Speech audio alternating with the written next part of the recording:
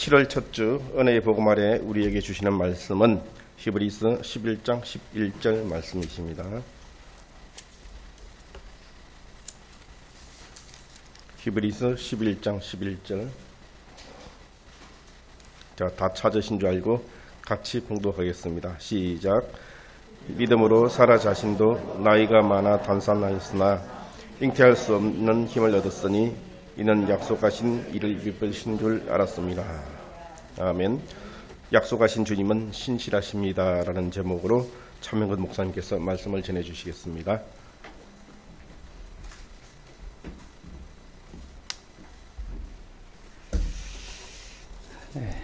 기도하겠습니다. 하나님, 이곳에 임하여 주시옵소서. 성령 충만함으로 임하여 주시옵소서. 또 이 시간 여러 가지 아픔과 병고로 슬퍼하고 아파하는 형제자매님 찾아가 주셔서 그 열이 내리게 하여 주시고 육신의 질병이 떠나게 하여 주시고 온전함을 회복할 수 있도록 인도하여 주시옵소서. 이 시간 그리스도만 높아지기를 원합니다. 주님 일하여 주시옵소서. 감사드리며 살아계신 예수 그리스도의 이름으로 기도합니다. 아멘. 네, 우리 예수님의 삶을 돌아보면 예수님의 삶은 사랑의 삶이었죠. 네, 우리 소망반 이제 하고 있는데 우리 두 어린 아이들이 이렇게 섬겨주는 게 얼마나 귀한지 모르겠습니다. 네, 축복합니다. 네, 그 마음을 나누는 것이 쉽지 않은데 참 귀하다는 생각이 듭니다. 존경합니다. 네. 예수님의 삶은 그 사랑의 삶이라고 볼 수 있는데 그것이 구체적으로 구현된 것은 예수님이 무슨 일을 하셨는지 성경에 나옵니다. 가르치고 전하고 고치는 삶이었다. 우리도 주님께 사랑을 받고 또 그 사랑을 세상에 흘려보내는 삶을 살기를 원하죠. 그러면 우리도 동일하게 예수님의 삶이 우리의 삶 가운데 나타나도록 하나님께서 일하실 것입니다. 한번 마태복음 4장 23절을 보겠습니다. 시작. 예수께서 온 갈릴리에 두루다니사 그들의 회당에서 가르치시며 천국 복음을 전파하시며 백성 중의 모든 병과 모든 약한 것을 고치니. 네. 이걸 이제 흔히 주일학교에서 짧게 가르칠 때 가전고라고 합니다. 무슨 고등학교 얘기하듯이 이제 가전고, 가르치고 전하고 고치고. 예수님의 세 가지 이 땅에서의 사역입니다. 가르치고 전하고 고치고. 우리가 완벽해져서 이 일을 하는 것이 아닙니다. 그리스도께서 함께 하시고 성령께서 일하셔서. 그래서 예수님이 제자들을 파송하셨을 때도 돌아와서 그들이 놀래죠. 그들이 한 것이 아니라는 것입니다. 우리도 이제 다음 주에 8일날 전도지가 나옵니다. 네, 우리 지금도 열심히 전도하고 계시지만 그 전도지를 가지고 더 이제 흘러넘치는 이러한 가르치고 전하고 고치는 이 사랑의 삶이 더 풍성하게 일어날 줄로 믿습니다. 이러한 그 가르치고 전하고 고치는 삶을 통해서 오히려 우리가 그 과정 속에서 영광스러운 변모가 우리 가운데 있고 또 참 행복이 있습니다. 또 전하다 보면 우리가 말씀을 전하다 보면 그렇죠? 말씀만 전하고 그들이 어려운 형편에 있을 때 그냥 외면할 수가 없습니다. 그렇게 됩니다. 그래서 말씀을 전하는 과정에서 또 이웃들의 어려움을 외면하지 않는 그러니까 참 행복의 삶이 가르치고 전하고 고치는 삶을 통해서 이루어질 줄로 믿습니다. 오늘 말씀 가운데 우리는 하나님을 다시 한번 더 바르게 보기를 원합니다. 하나님께서 여러분들을 대적한다 이렇게 생각하는 분이 혹시 있습니까? 아직도? 그러나 하나님은 믿는 성도들을 대적하시는 분이 아니십니다. 성도들은 하나님과 어떤 관계냐? 화평한 관계를 가지고 있습니다. 평화를 누리고 있습니다. 로마서 5장 1절을 보겠습니다. 시작. 그러므로 우리가 믿음으로 의롭다 하심을 받았으니 우리 주 예수 그리스도로 말미암아 하나님과 화평을 누리자. 화평의 이유가 뭐라고 되어 있습니까? 의롭다 하심을 받았으니. 의롭다 하심을 받았다는 것으로 인해서 우리는 하나님과 화평한 관계를 누리고 있습니다. 화평을 누리자 이렇게 되어 있지만 번역이 그렇게 되어 있지만 원문으로는 현재형으로 되어 있습니다. 화평을 누리고 있습니다. 여러분들은 예수 그리스도로 말미암아 의로움을 입어서 하나님과 지금 화평한 관계를 누리고 있습니다. 하나님께서 의로운 성도들을 대적하지 않는다는 뜻입니다. 전쟁이 끝이 났다는 것입니다. 그리스도의 십자가의 그 대속의 죽음과 부활 때문입니다. 그리스도께서 여러분들을 대신하여 십자가에서 모든 진노를 담당하시고 징벌을 받으셨기 때문에 또 부활하시며 의로움을 여러분들에게 입혀주셨기 때문에 이제 여러분들은 주님과 전쟁 관계가 아닙니다. 화평한 관계가 되었습니다. 여러분은 이 십자가의 증인으로 사시길 바랍니다. 네, 이제 전도를 나가고 할 때 이 주님과 당신이, 하나님과 당신이 전쟁 상태가 아닙니다. 십자가의 피로 여러분의 모든 죄가, 여러분이 예수 그리스도를 주로 고백하면 여러분의 모든 죄가 사함받고 이롭게 되고 화평한 관계가 되었습니다. 하나님이 당신을 적대하지 않습니다. 이러한 십자가의 증인으로 여러분들이 사시기를 바랍니다. 침묵하는 증인이 아니라 십자가가 승리했고 평화가 왔음을 선포하는 증인이 되시기를 바랍니다. 하나님이 당신을 죽기까지 사랑하시고 함께 하신다고 외치는 그러한 소리들이 되시기를 바랍니다. 하나님은 믿는 여러분들을 대적하시는 것이 아니라 도리어 대적한다는 차원을 넘어서서 도리어 여러분을 위하시는 분이십니다. 하나님이 여러분을 위하시기 때문에 어떤 것도 바로 성도 여러분을 대적할 수 없습니다. 여러분의 힘과 능력 때문이 아니라 하나님이 여러분을 위하신다는 것 때문에 어떤 것도 여러분을 대적하지 못할 것입니다. 로마서 8장 31절을 보겠습니다.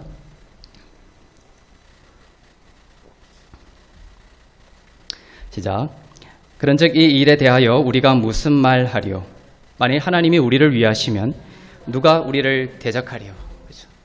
내가 능력이 뛰어나기 때문에 누가 나를 대적하리요? 이것이 아니죠. 하나님이 우리를 위하시면 누가 우리를 대적하리요? 어려움이 올 때 하나님이 여러분들을 위하신다는 생각을 하셔야 돼요. 만일 하나님이 우리를 위하시면, 여기서 가정법처럼 번역이 되어 있지만 이것은 그 헬라어에서 이유를 나타내는, 이유를 담고 있는, 확실한 이유를 담고 있는 가정법입니다. 즉 하나님이 우리를 위하시기 때문에 누구도 우리를 대적할 수 없다는 말씀입니다. 만약 대적하는 것이 있더라도 하나님은 우리를 위하여 오히려 그것을 우리의 선으로 바꾸시는 분이십니다. 쓴 레몬이 있더라도 그를 레모네이드로 바꿔주시는 분이십니다. 야곱 여러분들 아시죠? 야곱은 시몬이 야곱이 늙었을 때입니다. 자기 아들 시몬이 포로로 잡혀있는 상태에서 막내 아들 베냐민까지 애굽으로 내려가야 하는 상황이 되었습니다. 그때 야곱은 자신의 상황을 극단적으로 해석했죠. 오래전에 사랑하는 요셉을 잃었죠. 이제 베냐민까지 잃게 될 것이고 자기 아들들이 애굽으로 내려가서는 모두 죽지 않을까, 이런 걱정이 꼬리를 물고 또 자기 인생도 추락하게 될 것이라는 그러한 엄청난 어려운 가운데 있었습니다. 두려움에 떨었습니다. 그러나 그 상황에서 사실은 뭡니까? 사실은 요셉은 살아서 지금 애굽의 총리가 되어 있었고 사랑하는 동생 베냐민을 비롯해 모든 야곱 식구들을 부양하기 위해서 요셉이 애굽에서 기다리고 있었습니다. 야곱의 가문을 구원하기 위한 그 구원이 기다리고 있었습니다. 그런데 야곱은 자기의 현실을 어떻게 해석했죠? 극단적으로 해석했죠. 자기의 안목으로 보았습니다. 여러분들은 보는 것으로 사는 자가 아니라 믿음으로 사는 자입니다. Not by sight, but by faith입니다. 육신의 눈으로 사는 자가 아니라, 보이는 것으로 사는 자가 아니라 믿음으로 사는 자입니다. 야곱은 속이는 자였죠. 이름처럼 계속 육신의 안목으로 모든 것을 판단하면서 살았습니다. 말년에 이런 모든 자기의 아들들이 베냐민을 데리고 애굽으로 내려가야 하는 상황에서 야곱은 또 자기네 육신에 보이는 어떤 안 좋은 상황들을 통해서 자신의 인생을 비관적으로 생각했던 것입니다. 하지만 이 순간 하나님은 우리가 믿음의 눈으로, 하나님이 우리를 위하신다라는 믿음의 눈을 회복하시기를 원하십니다. 이런 진짜 참은 하나님의 큰 관점에서는 구원의 시간인데 그 속에서 야곱은 자신의 상황을 비관적으로 바라보고 있는 그 야곱의 고백을 보겠습니다. 창세기 42장 36절입니다. 시작. 그들의 아버지 야곱이 그들에게 이르되 너희가 나에게 내 자식들을 잃게 하도다. 요셉도 없어졌고 시몬도 없어졌거늘 베냐민을 또 빼앗아 가고자 하니 이는 다 나를 해롭게 함이로다.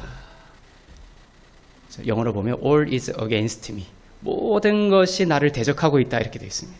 그것이 야곱이 육신의 눈으로 자기의 상황을 바라봤던 고백이죠.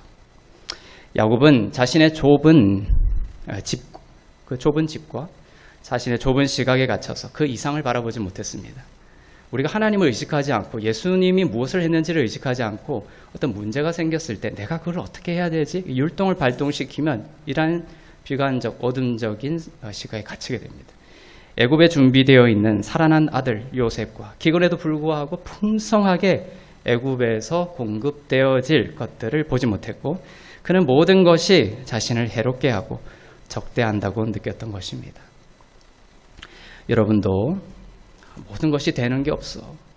모든 것이 나를 대적하고 있어. 이러한 생각이 든다면 이 시간 하나님에 대한 마음을 회복할 수 있기를 바랍니다. 네. 우리는 한 번에 한 발짝씩만 볼 수 있는 인생입니다. 하나님은 모든 역사를 다 보시는 분이시죠. 그리고 이 말씀을 하신 거예요. 하나님은 시작부터 끝까지 한 번에 보시며 말씀하시고 역사하시는 분이십니다. 하나님을 신뢰하십시오. 여러분을 위한다고 말씀하시는 하나님의 말씀을 신뢰하십시오. 주님은 한 번에 한 발씩 우리를 인도하지만 결국 우리는 솔로몬 성전 계단을 올라가듯 3층으로 하나님께서는 여러분들을 인도하실 것입니다. 하나님께서 한 발씩 인도하실 때 우리들이 그 흐름과 그 음성을 따라 흐를 수 있기를 바랍니다. 하나님이 내가 너를 위한다라고 하면 여러분도 거기에 따라서 흐를 수 있기를 바랍니다. 내 상황이 이렇지만 하나님이 나를 위하시기 때문에 하나님께서 나를 구원하실 줄로 믿습니다. 같이 흐르는 거예요. 하나님과 함께 흐르는 것입니다. 여러분의 유익을 위해 역사하실 것입니다. 나쁜 보고들이 계속 있을 거예요. 나쁜 보고들. 그러나 우리는 그 나쁜 보고가 나쁜 정보들이 어떻게 우리의 유익을 위해 역사될 것인지를 다 이해하지 못합니다. 그러나 하나님은 이 모든 것이 협력하여 여러분을 위해서 선으로 역사되도록 만드실 것입니다. 오늘의 핵심은 이겁니다. 하나님에 대한 좋은 생각을 소유하십시오. 하나님에 대한 좋은 생각을 소유하십시오. 적대한다고 생각한 야곱과 다른 고백을 할 수 있기를 바랍니다. 모든 것이 나를 대적하는 것이 아니라 모든 것이 어떻게 되는 거예요? 나를 위한다라는 생각을 하십시오. 대적한다고 생각했지만 사실은 그 대적한다고 생각한 그 중심에 뭐가 있었던 거예요? 바로 나를 먹이고 살리는 양식이 있었습니다. 이것이 신비하게 성도들을 이끌고 가는 역사 속의 성도들에게 행하신 하나님의 공통된 방식이에요. 그 이상하게 어려움 가운데 더 풍성한 하나님의 양식이 그게 준비되어 있습니다. 그래서 갈렙은 이 산지를 주시옵소서라고 오히려 그 어려움을 택해서 가죠. 왜냐하면 갈렙은 뭐죠? 그 어려움 가운데 더 풍성한 양식이 있다는 것을 믿음으로 봤기 때문에 그렇습니다. 난 편한 삶 살고 싶어. 그냥 나만 행복하면 좋지. 어려운 관계도 싫어. 그냥 편안하게만 살겠어. 사실 이러한 삶보다는 갈렙의 영처럼 하나님의 흐름과 하나님의 비전을 따라서 흐르는 여러분들이 되시길 바랍니다. 나를 삼킬 것 같은 어려움의 중심에 그 중심에 사실은 나를 성장시키고 나를 세상의 상속자로 만드는 생명의 빵이 거기에 있습니다. 사라는 임신이 불가능했죠. 아무것도 기대할 수 없었습니다. 그러나 그 불가능한 상황 속에서 하나님의 미쁘심을 신실하심, 오늘 본문 말씀이죠. 사라는 하나님의 미쁘심, 그 신실하심을 인정해 드렸습니다. 사라는 생산하는 능력이나 생명이 열매 맺는 그것이 자신에게 달려있지 않다라고 고백했습니다. 하나님의 신실하심에 안식하는 것, 하나님이 신실하심을 인정하고 거기에 내 믿음을 두는 것, 그것이 바로 내가 해야 할 부분입니다. 하나님이 여러분들을 위해서 지금 일하고 계십니다. 나는 포도나무에 붙어있는 가지이고 붙어있는 가지인 여러분들이 해야 할 것은 뭡니까? 가지가 되기 위해서 열심히 애쓰는 겁니까? 아닙니다. 가지에 붙어있어 머물면 돼요. 내가 가지이고 바로 나무를 향하여 안식하는 것입니다. 포도나무는 신실하다. 이러한 고백이죠. 생명의 근원이 바로 가지인 내가 아니라 포도나무가 나의 생명의 근원이다라는 고백으로 머물면 생명이 흘러오는 거예요. 그렇게 믿었던 것입니다. 사라는 그 믿음과 안식을 통해 하나님의 능력과 공급하심이 가지로 흘러 들어오는 것입니다. 내가 해보겠어 하면 그 생명을 막아서는 거예요. 나는 생사낼 필요가 없어. 포도나무에 의해 열매 맺힐 것이다. 그런 믿음을 가지셔야 됩니다. 우리의 포지션, 우리의 자리는 무엇입니까? 어떤 자리입니까? 하나님이 하십니다를 증언하는 자리입니다. 하나님이 하십니다. 질병에 들렸거나 어려움이 올 때 또 여러 가지 새로운 길을 떠나야 할 때, 미지의 시간들이 내 앞에 있음으로 해서 두려워할 때 우리의 고백에는 뭐가 있어야 됩니까? 하나님이 하실 것입니다라는 증언이 있어야 됩니다. 하나님이 공급하시고 하나님이 일하시는 것을 받는 수혜자로서의 자리가 우리의 자리입니다. 그 생명을 우리가 받아야 되는 거예요. 우리에게 있는 생명 없습니다. 우리에게는 선한 것이 없습니다. 하나님께로부터 생명을 받아야 됩니다. 하나님의 공급하심을 받아서 하나님으로부터 그 빛을 받아서 그 빛과 생명과 공급하심을 흘려보내는 것, 그것이 일어나서 빛을 발하라. 내 빛이 아닌 거예요. 받아야 흘려보낼 수 있는 것입니다. 하나님께 받은 그 빛, 하나님께 받은 그 생명, 하나님께 받은 그 공급과 비전과 꿈을 세상에 비추는 그런 삶이 되기를 바랍니다. 아브라함은 100살 된 자신의 몸을 보았죠. 사라도 90이었고 단산이었습니다. 아기를 놓을 수 없었습니다. 그러나 아브라함과 사라는 하나님을 믿었습니다. 오늘 본문 다시 보겠습니다. 하나님을 향해서 그들의 믿음을 두었습니다. 히브리서 11장 11절 시작. 믿음으로 사라 자신도 나이가 많아 단산하였으나 잉태할 수 있는 힘을 얻었으니 이는 약속하신 이를 미쁘신 줄 알았습니다.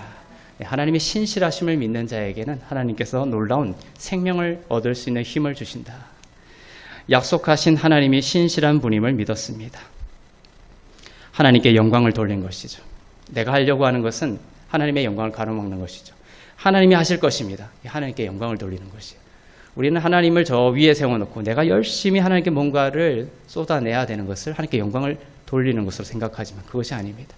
하나님이 모든 생명의 주인이시고 통치자이시며 하나님이 하실 것입니다. 인정해 드리는 것. 그것이 하나님께 영광을 돌리는 삶이 되는 것이죠. 영광이라는 의미, 가보드라는 것은 헤비, 무겁다 이런 의미가 또 있습니다. 또한 그 가보드라는 영광이라는 단어는 높이 찬송하고 올려드린다 이런 의미도 있습니다. 근데 테이어의 그 사전을 찾아보면은 제일 첫 번째 영광, 가보드의 단어가 의미가 뭐냐면 good opinion, 좋은 의견이란 의미가 있습니다. 하나님께 영광을 돌린다는 것은 뭡니까? 하나님에 대한 좋은 의견을 소유한다는 것이에요. 하나님이 나를 대적한다고 생각한다면 하나님께 영광을 돌리는 것이 아니죠. 하지만 예수의 피로 나의 모든 죄가 씻기고 나를 의롭게 하신 예수 그리스도를 바라볼 때에 우리는 하나님에 대한 좋은 의견을 소유할 수 있는 거죠. 하나님이 나를 위하신다라는 생각을, 믿음을 가지게 됩니다. 이것이 하나님께 뭐가 된다고요? 영광이 되는 것입니다. 신약에서 영광은 하나님께서 가끔이 아니라 항상, always, 항상 여러분에 대해 좋은 의견을 가진다는 거예요. 이건 쌍방향이죠. 하나님에 대한 우리가 좋은 의견을 가진다는 뜻은 뭡니까? 하나님이 항상 우리에 대하여 좋은 의견을 가지시는 분이라는 것을 인정해 드리는 거예요. 하나님이 우리를 위하신다는 것, 위하시는 분. 하나님께서 우리를 기뻐하시고 즐거워하시고 우리에게 자기의 생명을 내어주시고 그 모든 것을 생명과 함께 모든 것을 아끼지 않는 분이시라는 그런 믿음을 주님께 올려드리는 것. 그것이 주께 영광을 돌리는 것입니다.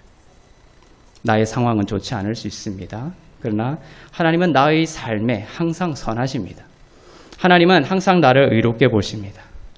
그러한 고백으로 하나님에 대한 좋은 의견을 인정해드리고 그것으로 찬양과 높임을 주님께 올려드리는 것이 여러분의 삶이 되기를 바랍니다.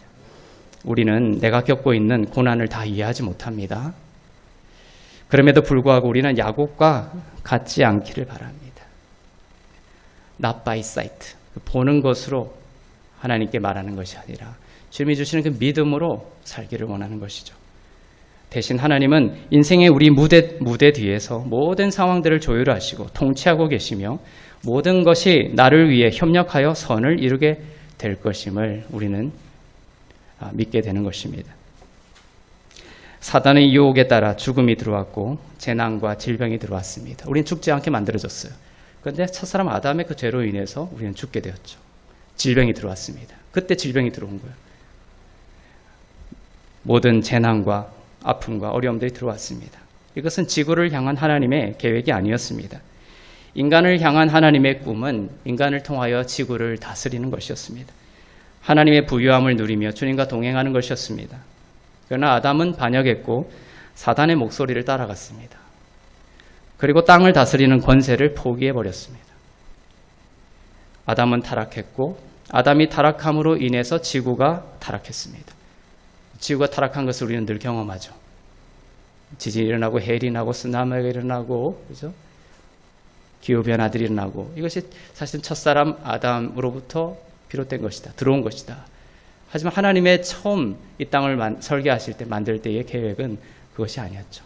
인간을 통하여 이 땅을 다스리고 정복하기를 원하는 것이었습니다. 우리들이 보고 있는 것들은 하나님이 초래한 것이 아니라 인간의 타락의 결과입니다. 피조물들이 신음하고 있습니다.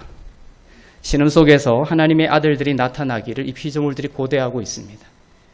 높은 부르심으로 구별된 여러분들이 나타나기를 피조물들이 고대하고 있습니다. 사단이 아담을 타락으로 이끌 때 썼던 방식 중심에는 무엇이냐면 말씀을 왜곡해서 아담으로 하여금 하나님에 대한 생각을 왜곡시키는 것이었어요. 하나님에 대한 좋은 생각을 아담은 처음에 가지고 있었어요. 그런데 사단이 들어와서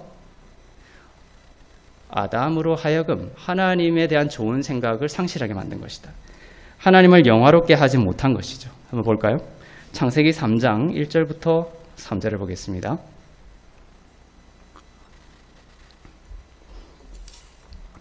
시작. 그런데 뱀은 여호와 하나님이 지으신 들짐승 중에 가장 간교하니라.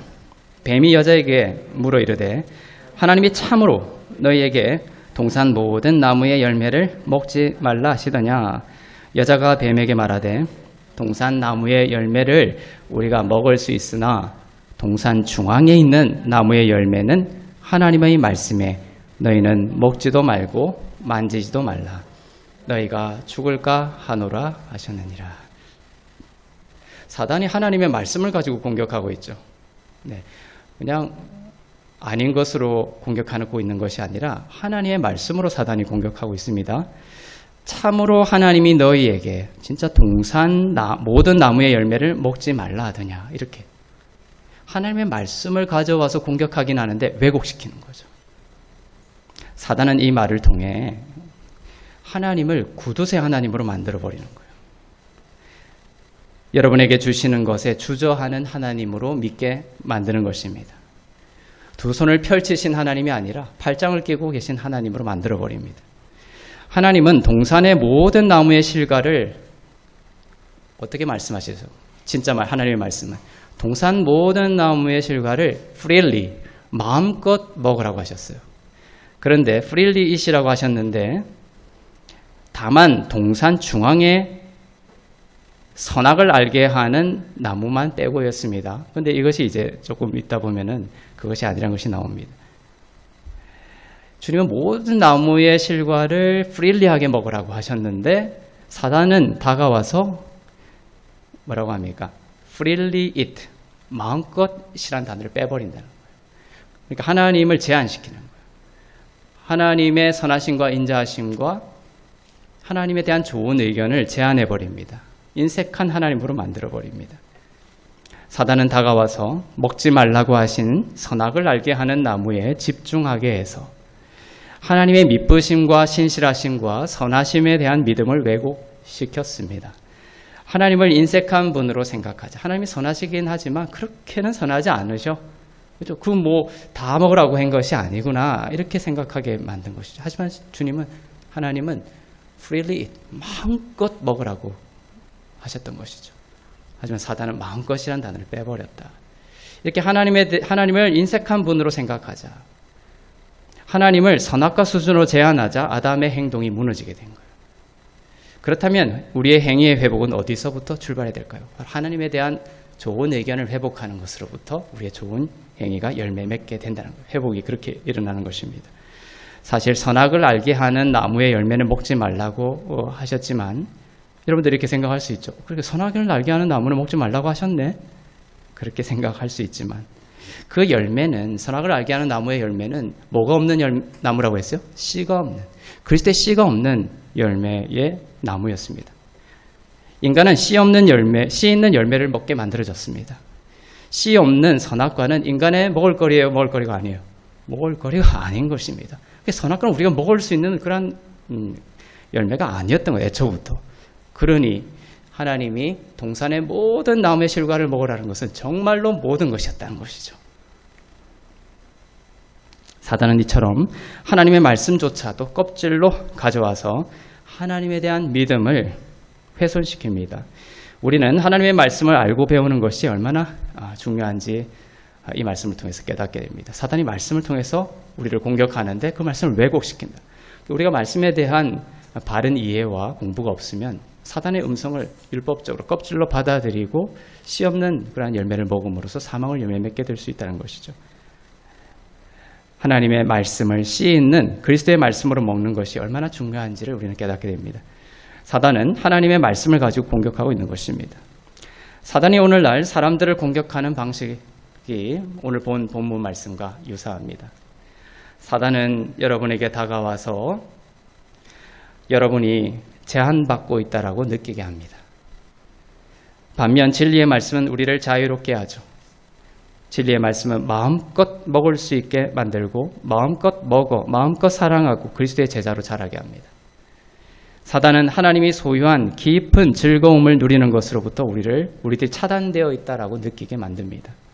팔짱 낀 하나님을 생각하게 하죠. 그래서 안식으로 인도하지 않고 인간의 노력으로 휘몰아칩니다. 제가 어릴 때부터 봤던 그림이 그거예요. 여러분도 본 적이 있는지 모르지만 사단과 하나님이 팔씨름하는 그런 그림 본 적 있습니까? 그 그림 보면 마치 하나님이 질 것 같은 그림이에요. 어떤 때 보면. 그런데 진리는 그게 아니죠. 사단은 예수님의 발 밑에 가 있죠. 예수님이 사단의 뱀의 머리를 밟으신 거예요. 이렇게 씨름하시는 그 그림이 저의 그 하나님에 대한 좋은 생각을 왜곡시켰던 것이죠. 내 인생과 나의 영혼이 이 구원이 마치 불안정하다라는 느낌을 받게 했다. 그 그림이. 그래서 어느 날 다른 그림을 발견했죠. 예수님의 발로 그 뱀의 머리를 짓밟고 있는 그 사진을 봤습니다. 그때 정말 사망 권세가 패배했구나를 제가 깨달았던 것이죠. 주님이 승리했고 주님이 승리했기 때문에 내가 승리했음을 알게 되었습니다. 이처럼 사단이 우리를 공격하는 것들이 아까 같은 그런 그림들인 거예요. 이미지를 통해서 우리가 하나님에 대한 좋은 생각을 왜곡시키게 만듭니다. 하나님을 제한하는 것이죠.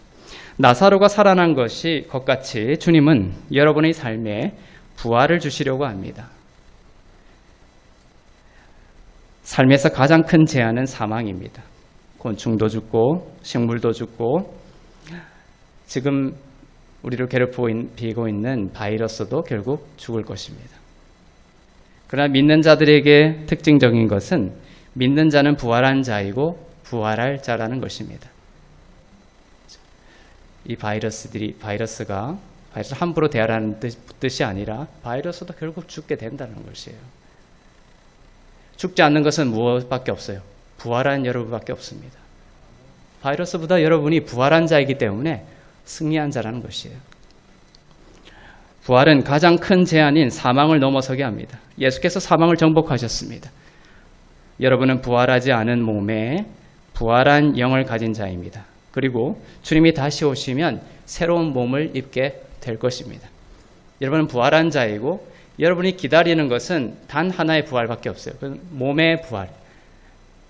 예수님이 죽으시고 부활하셨을 때 입었던 그 영광의 몸이 여러분을 기다리고 있습니다.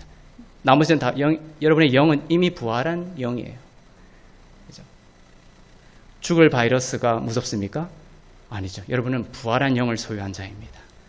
그리고 영광의 몸, 죽지도 않고 병들지도 않고 쇠하지도 않고 피곤하지도 않는 영광의 몸이 여러분에게 예비되어 있습니다. 주님이 다시 오실 때 입게 될 것입니다. 얼마나 좋습니까? 사단이 말씀을 왜곡해서 이브를 공격했을 때 이브는 사단의 말에 넘어갑니다. 창세기 3장 2절을 보겠습니다. 시작.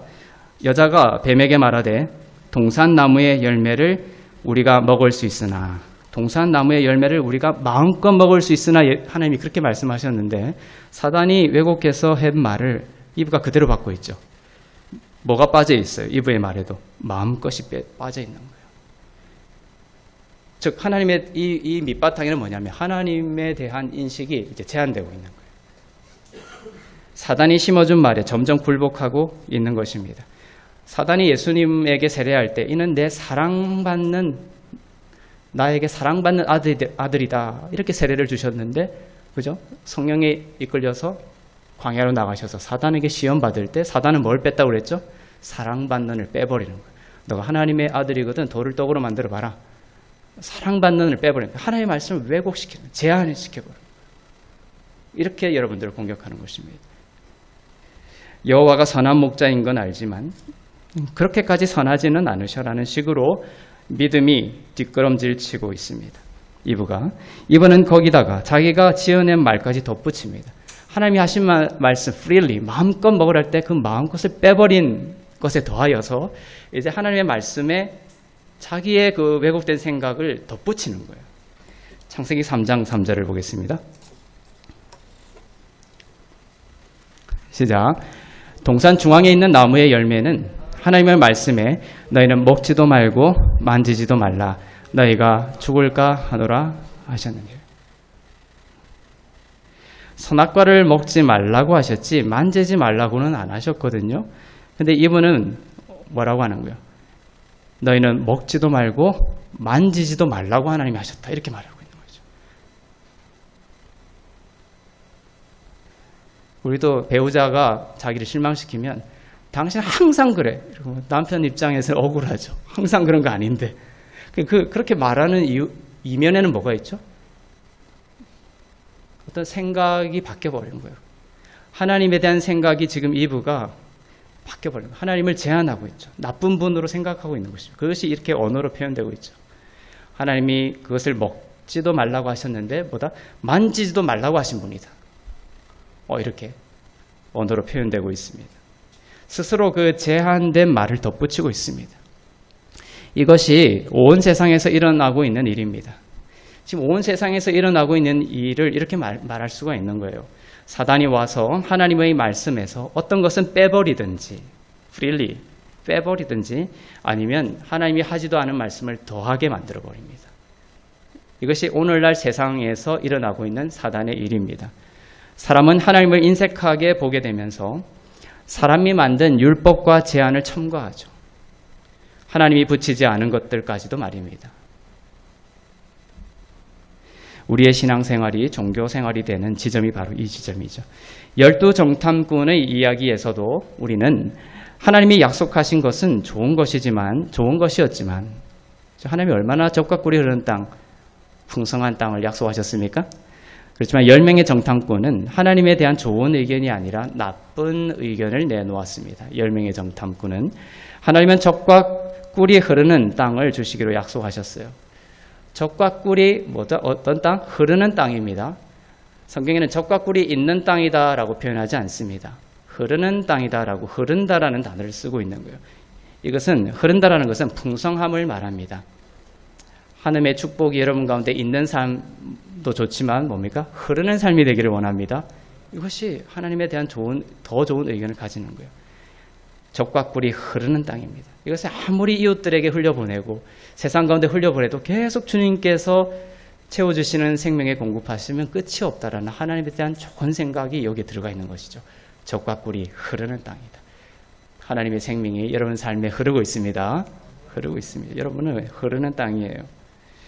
하나님은 여러분을 축복하실 때 흐르기를 원하시는 거예요.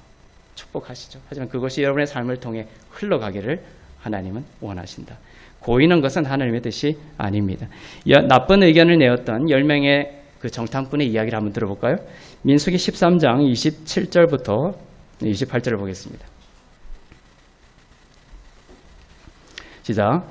모세에게 말하여 이르되 당신이 우리를 보낸 땅에 간즉 과연 그 땅에 젖과 꿀이 흐르는데 이것은 그 땅의 과일이니이다. 그러나 그 땅 거주민은 강하고 성읍은 견고하고 심히 클 뿐 아니라 거기서 아낙 자손을 보았으며. 그렇죠? 정탐꾼들이 포도송이를 가지고 왔습니다. 포도송이가 얼마나 풍성하고 좋았는지 장정이 막대기에 깨어서 2명이 들어야 될 정도의 포도송이였어요. 얼마나 큰 포도송이였겠어요. 하나님이 여러분에게 약속하신 것이 그렇다는 것이에요. 그럼 그게 집중해야 되지 않았을까요? 그런데 10명의 정탐꾼은 벗 이렇게 하는 거예요. 벗. 아무리 그렇게 풍성하다 하더라도 그죠? 그들은 하나님의 약속대로 그 땅의 이 과일들을 누릴 것이라고 믿지 않았습니다. 그 땅 거주민은 강하고 성읍은 견고하고 힘이 클 뿐 아니라 안악 자손도 거인이라고 말했습니다. 천국에 가서도 불평할 사람들이 있죠. 불평하는 사람들을 보면 천국에 가서도 왜 이렇게 밝아? 이렇게 할 사람들이에요. 하나님은 우리가 하나님의 약속을 이루실 신실하신 분이심을 믿기를 바라십니다. 그러나 10명의 정탐꾼은 믿음이 아닌 불신을 품었습니다. 하나님에 대한 나쁜 마음을, 나쁜 의견을 품었던 것이죠. 나쁜 의견을. 하나님을 제한하자 그들은 거인들이 이스라엘 백성들을 먹어치울 것이라고 생각하고 말했습니다. 하나님은 너희들이 약속의 땅에 들어갈 것이라고 하셨는데도 말입니다. 여러분들이 이스라엘 백성이 이스라엘 땅에 들어갈 것이다. 그들을 먹을 것이다. 이렇게 했지만 그들은 정탐하고 나서 10명의 정탐꾼은 그들이 우리를 삼켜버릴 것이다. 이렇게 생각했던 것이죠. 이렇게 생각하는 중심에는 한 번 더 뭐요? 하나님에 대한 좋은 의견이 사라졌기 때문에 그래요.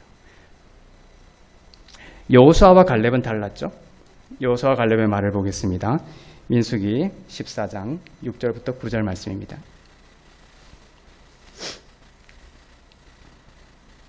시작. 그 땅을 정탐한 자 중 눈의 아들 여호수아와 여분네의 아들 갈렙이 자기들의 옷을 찢고 이스라엘 자손의 온 회중에게 말하여 이르되 우리가 두루 다니며 정탐한 땅은 심히 아름다운 땅이라 여호와께서 우리를 기뻐하시면 우리를 그 땅으로 인도하여 들이시고 그 땅을 우리에게 주시리라. 이는 과연 젖과 꿀이 흐르는 땅이니라. 과연 여호와를 거역하지는 말라. 또 그 땅 백성을 두려워하지 말라. 그들은 우리의 먹이라. 그들의 보호자는 그들에게서 떠났고 여호와는 우리와 함께 하시느니라. 그들을 두려워하지 말라. 이게 여호수아와 갈렙의 고백이었습니다. 여러분에게 동일한 고백이 되기를 바랍니다. 나쁜 의견을 품었던 10명은 성읍이 심이 크다. 심이라는 것이 모드라는 히브리어입니다. 성읍이 심이 크다. 모드를 크게 붙이죠. 하나님이 심이 위대하다 이렇게 하지 않고 성읍이 안악 자손이 그 문제가 심이 크다. 모드하다 이렇게 얘기했던 것이죠. 여호수아와 갈렙은 하나님이 약속하신 땅이 그 땅이 심히 아름답다 라고 말했습니다. 하나님이 하신 말이었죠. 그것을 그대로 받아서 같이 흘러간 것입니다. 하나님이 하신 말씀에 자신들의 믿음과 말을 맞추었습니다. 하나님이 우리를 기뻐하시면 우리를 그 땅으로 인도하여 드릴 것이다 이렇게 얘기하고 있죠. 우리에게 그 땅을 주시리라. 여기에서도 마찬가지예요. 여호와께서 우리를 기뻐하시면 이것은 불확실한 조건적인 구문이 아닙니다. 확실한 이유를 말하는 거예요. 여호수아와 갈렙은 하나님이 자신들을 기뻐하신다라는 확실한 믿음의 영을 소유했습니다. 하나님이 여러분을 기뻐하심을 믿습니까? 그러면 그 땅을 얻게 되는 거예요. 그래서 10명의 정탐꾼은 하나님이 그들을 기뻐하지 않는다라는 생각으로부터 이러한 고백들이 흘러나왔던 것이에요. 하나님에 대한 좋은 의견을 갖지 않았던 것입니다. 하지만 여호수아와 갈렙은 하나님이 우리를 기뻐하시기 때문에 우리를 그 땅에 들이시고 우리에게 주시리라는 것을 믿게 되었던 것이죠. 그리고 실제로 소유하게 되었습니다. 하나님이 나를 대적하고 나를 채찍질하고 나에게 인색하여 발장을 끼고 두고 볼까? 하시는 분이 아님을 여호수아와 갈렙은 알았습니다. 자신들을 기뻐하신다라는 분명한 믿음이 있었습니다. 거듭난 성도들 가운데 주시는 하나님에 대한 좋은 의견입니다. 여러분이 거듭난 자라면 하나님에 대한 좋은 의견을 매일매일 회복할 수 있기를 바랍니다. 아침에 일어날 때 이 전쟁이에요. 사실은 하나님에 대한 좋은 의견, 하나님께서 오늘도 내 삶을 주의 성령으로 충만하게 인도하시고 젖과 꿀이 흐르는 땅으로 인도해 주실 거야. 하나님에 대한 좋은 의견을 회복하고 하루를 걸어나갈 수 있기를 바랍니다. 불안하고 초조하고 내 삶이 하나님 주신 약속은 이해하지만 내 삶에 지금 있는 그 성읍과 안악 자손이 너무나 커. 어떡하지? 이것은 하나님에 대한 좋은 의견을 지금 생각하고 있지 않는 것이죠. 하나님에 대한 좋은 의견으로 하루를 시작할 수 있기를 바랍니다. 그러면 하나님이 나를 기뻐하신다는 그 믿음에서 나오는 하나님에 대한 좋은 의견으로 인하여 여러분은 약속의 땅에 들어가게 될 것입니다. 그 땅 백성을 두려워하지 말라. 그들은 우리의 먹이다. 그죠?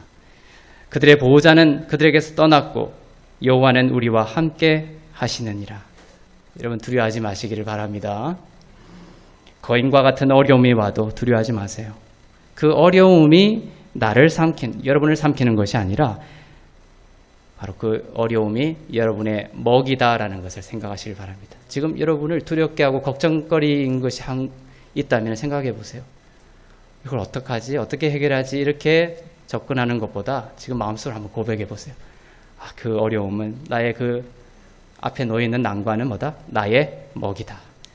그들의 보호자는 떠났고 하나님이 나와 함께 하시기 때문에 하나님이 나를 그 땅에 들이실 것이다. 그 어려움이 여러분의 먹이라는 것을 고백하시길 바랍니다. 이 빵이라는 단어가 되어 있죠. 그들은 우리의 먹이다라고 할 때 그것이 빵이라는 단어가 먹이로 번역이 되어 있는 것인데요. 이 빵이라는 단어는 생명이신 그리스도이시기도 하지만 건강과 치유의 상징이기도 합니다. 수로보니게 여인을 예수께서 고치실 때 또 자녀의 빵이라는 단어를 사용하시면서 치유와 건강을 회복시켰던 것과 마찬가지예요. 빵이라는 단어는 이처럼 구원자 되시는 예수 그리스도를 말하기도 하고 치유와 회복을 말합니다. 그들은 우리의 먹이다. 그렇죠? 이러한 어려움들을 통하여 여러분들이 더 영적으로, 혼적으로, 육적으로 건강하고 회복될 줄로 믿습니다. 바울의 고백을 보겠습니다.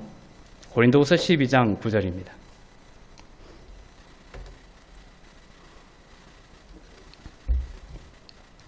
시작. 나에게 이르시기를 내 은혜가 내게 족하도다. 이는 내 능력이 약한 데서 온전하여 짐이라 하신지라. 그러므로 도리어 크게 기뻐함으로 나의 여러 약한 것들에 대하여 자랑하리니 이는 그리스도의 능력이 내게 머물게 하려 함이라.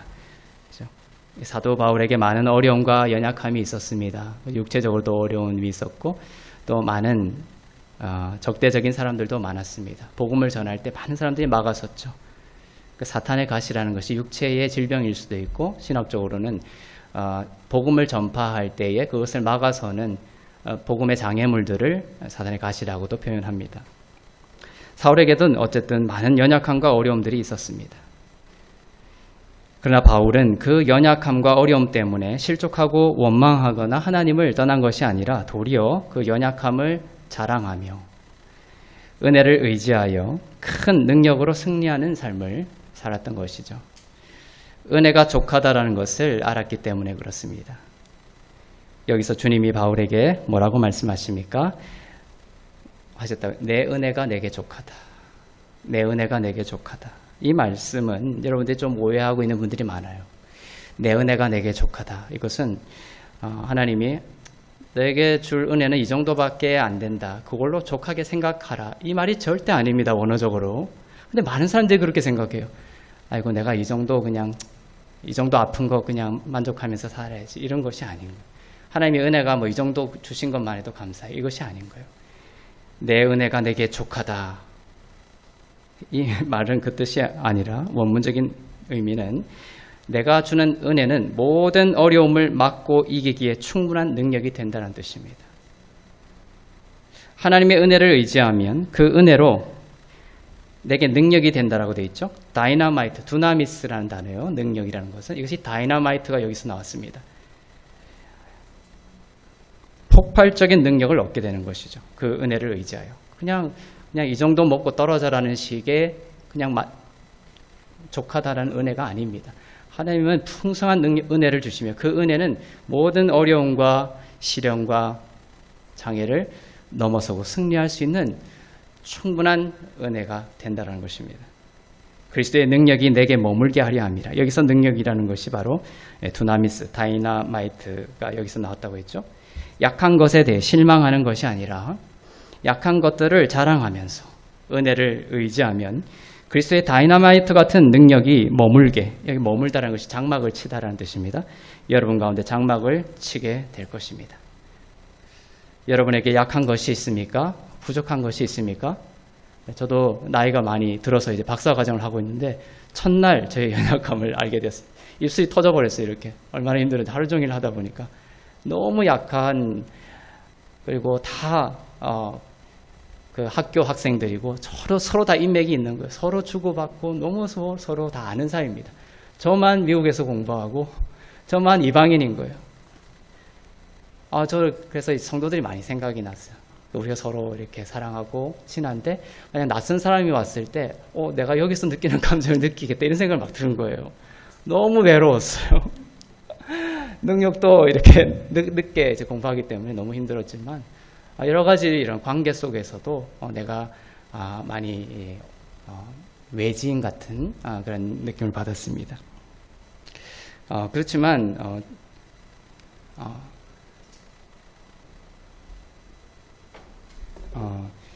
우리 이것이 연약함이 있지만 저는 그렇게 고백했던 것이죠. 이러한 연약한 것들을 자랑하라는 바울의 고백을, 하나님의 고백을 제가 믿기로 했습니다. 네, 이 연약한 것들이 있습니다. 자랑한다는 것은 뭡니까? 이 약함을 그대로 주님께 인정해 드릴 때에 하나님의 은혜가 여기에 끌리고 하나님의 은혜가 여기에 더욱 풍성하게 흘러넘칠 것이다 라는 것을 고백했습니다. 주님, 내가 이러한 상황입니다. 그래서 실망합니다 이렇게 가는 것이 아니라 주님, 내 상황이 이렇습니다. 하지만 여기에 하나님의 더 큰 은혜가 흘러넘칠 줄로 믿습니다. 이렇게 고백했던 것이죠. 이제 우리 또 미국으로 가는 우리 자녀도 있지만 거기서 비슷한 또 생각을 느끼게 되지 않을까 이런 생각도 들었어요. 네. 하지만 미국에 가서도 하나님께서 이 연약함을 그대로 하나님께 내어드릴 때에 그곳에서도 정말 애굽에서 총리가 된 요셉처럼 우리 귀한 이방을 살리고 또 만민을 살리는 그런 창고의 곡간지기로 하나님께서 풍성하게 세워줄 줄로 믿습니다. 네, 여러 가지 느낀 것들이 많았습니다. 기뻐하고 자랑하십시오. 연약한 것들에 대해서. 주님, 이것이 부족합니다. 그러나 그리스도께서 승리하시고 다 이루셨습니다. 이 부분 가운데 충만으로 임하여 주시옵소서. 이렇게 고백을 했습니다. 늘 기억하시길 바랍니다. 하나님의 은혜는 어디에 끌린다? 우리의 약함에 끌린다는 거예요. 그러니까 하나님에 대한 바른 생각을 가져야 됩니다. 나의 약함에 하나님의 은혜가 끌린다. 하나님의 은혜는 항상 약한 것에 끌리는 거예요. 나의 힘을 자랑하고 내가 이 정도 인맥이 있고 이 정도 알고 이 정도 배웠으니까 나의 강함을 자꾸만 가져가면 하나님의 은혜와 물과 기름처럼 불리게 돼요. 하지만 하나님의 은혜는 나의 약함에 끌리고 하나님의 시선은 약한 것에 고정된다는 것을 생각하면 하나님께서 이 약한 것들에 대해서 더욱 큰 은혜를 주실 것을 기대하게 되는 것이죠. 부족하다고 생각한 그 부분에 하나님의 은혜가 임하고 능력이 임하고 여러분의 인생을 날아오르게 하는 디딤돌이 될 것입니다.